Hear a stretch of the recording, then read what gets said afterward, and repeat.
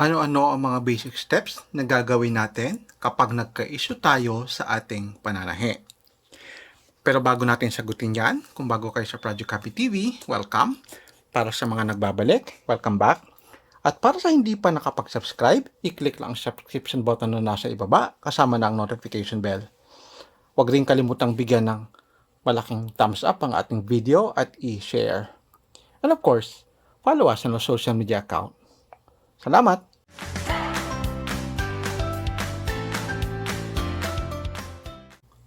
So, madalas kapag nagkaka-issue tayo sa ating pananahi, ang una nating tinatanong, saan ba nagsisimula? Ano ba ang nangyari? Bakit nagkaroon ng issue? Yun yung mga sasagutin natin, basic steps ng troubleshooting. Etong basic steps na to, meron akong 6. These are applicable sa lahat ng klase ng makina. Kasi basic steps. So, regardless ng klase ng makina, so simple sewing machine, mini sewing machine, o yung drop-in bobbin na klase ng ating makina. So, naglista tayo ng 6 dito. Isa-isahin natin. Pero bago natin simulan yan, gusto ko lang i-reiterate na lahat ng troubleshooting videos natin, available ang link sa description box. Kung yung problem ninyo, ayaw ma-fetch ng upper thread yung lower thread para sa mini sewing machine, meron tayong 2 video. Meron tayong isang video para sa simple sewing machine. Para sa problem ng ating foot pedal o yung tamang function ng ating foot pedal, meron tayong video dyan. Para doon sa mga issue ng sinulid, meron tayong video dyan para sa sinulid. Para sa nagja-jam o nagbubuhol-buhol na mga tahi natin, meron tayong video dyan. So, i-check ninyo lahat ng listahan natin na nasa description box. To be honest, nag-wonder ako, paulit-ulit lang din yung question eh. Tapos yung video nasa channel lang, tapos hindi nahahanap, bibigay na natin sa inyo on a silver platter na lahat ng troubleshooting videos natin nasa description box. All you just have to do is click and watch. Kung meron kayong hindi naintindihan, itanong nyo lang. Moving forward doon sa 6 steps na kailangan natin gawin, just in case magkaroon tayo ng issue sa ating pananahi. So, not necessarily buksan natin kaagad. Ang number 1, ang una natin gagawin is mag-check ng ating threading. Precisely because yan yung una nating ginagawa, di ba? Kapag mananahi tayo. Unless siguro nakalagay na yung inyong sinulid sa makina. So, dire-diretso na. Pero, other than that, the first step that we need to do, of course, is to place yung ating sinulid. So, kapag nagka-issue tayo, nagkabuhol-buhol, or kahit na medyo nagbe-bend yung ating karayom, pwede nyong i-check din yung threading, especially sa mga simple sewing machine. Baka umikot-ikot yung sinulid nyo sa dito, sa spool pin na to. So, kahit nasa ganitong klase ng makina, minsan nangyayari din yun. So, check nyo yung threading. Dapat sakto yung flow ng ating sinulid. Tama ba yung butas na pinaglagyan? Tama ba yung dinaanan na tension? So on and so forth. So, again, i-check yung ating threading. Number 2, i-check yung tension. Okay. Sa mini sewing machine, meron nakasulat doon sa ibang manual, wag daw galawin ito. Kasi gawa ng nakaset na siya, naka-factory set na siya, na ganun yung tamang tension niya. For me, I don't think so. Pwede mo namang i-adjust. Pwede namang mag-tension test. Otherwise, hindi ito napipihit, hindi ito umiikot. So, check natin yung tension. Usually, kapag yung ating tahi maluwag sa baba ng ating fabric, sobrang luwag din ng tension. Pag nagkakalubot-kulubot or medyo nahihirapang manahi or nagbe-bend-bend yung ating karayom ng ganun, masikip ang tension. I-check din natin yon.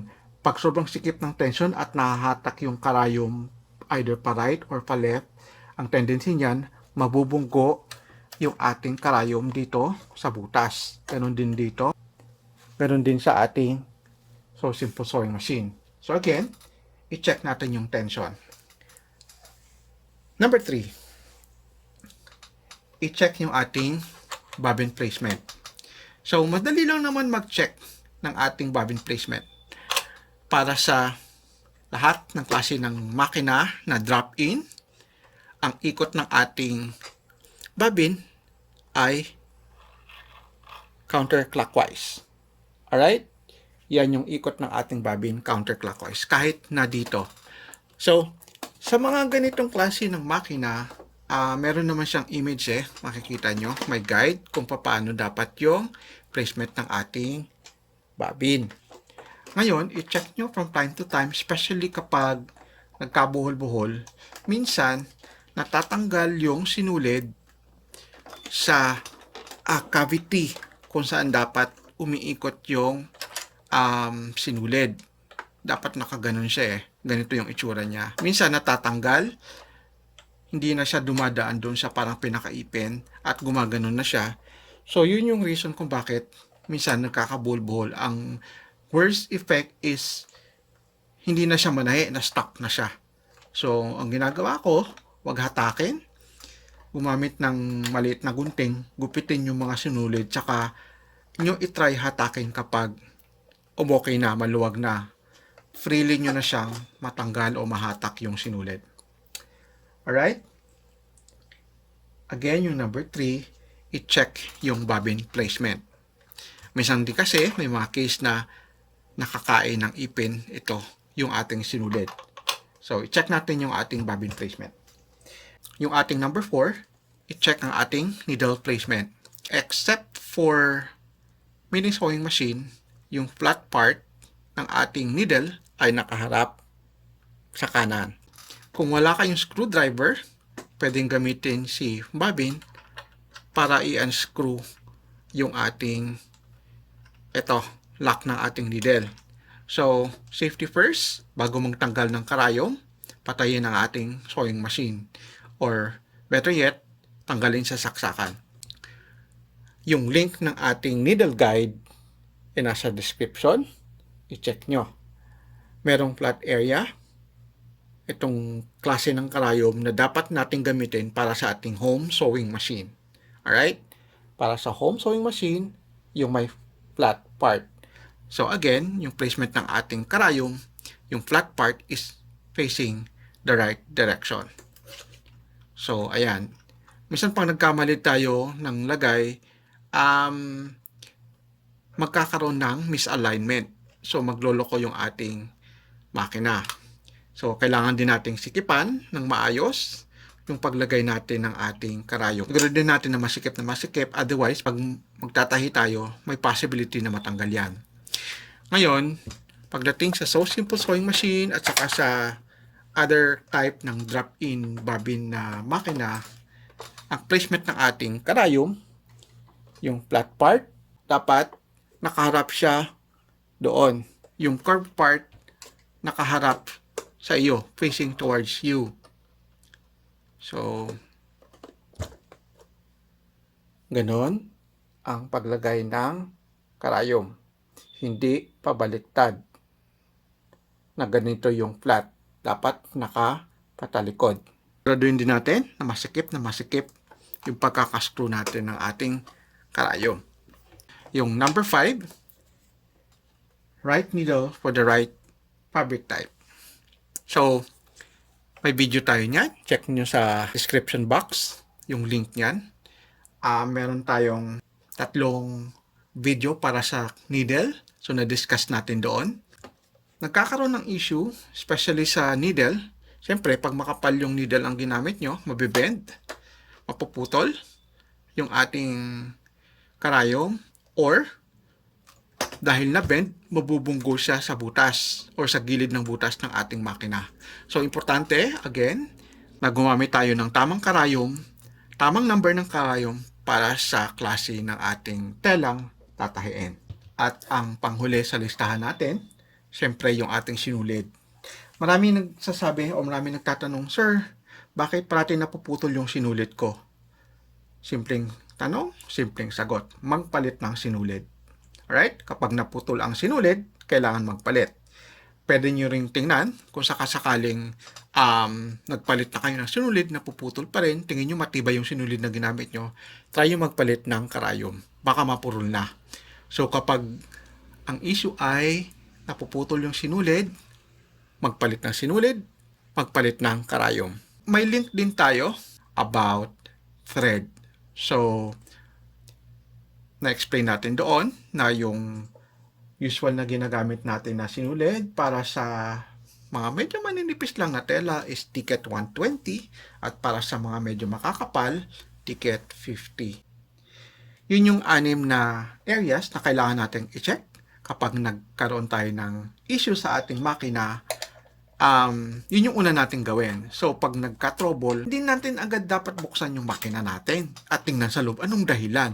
So, i-check muna natin yung 6 na basic areas. So, ulitin natin. Check ang threading, check ang tension, check yung bobbin placement, i-check yung needle placement, i-check yung klase ng needle na nababagay sa klase ng fabric, at i-check natin yung ating sinulid.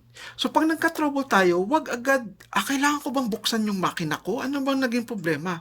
Malay nyo, along the way lang, malay sa threading lang pala yung problema ng inyong makina, binuksan nyo na, tapos nagbisita kayo sa channel ko, nahanap kayo ng video, tapos nag-overthink kayo para sa issue ng inyong sewing. Yung pala, may mali lang na ginawa sa threading, may mali lang sa tension, or mali lang yung bobbin placement. Yung mga ganun. So, kailangan nating gawin muna yung 6 na mga troubleshooting guide natin bago natin buksan, bago natin kalikutin yung ating makina.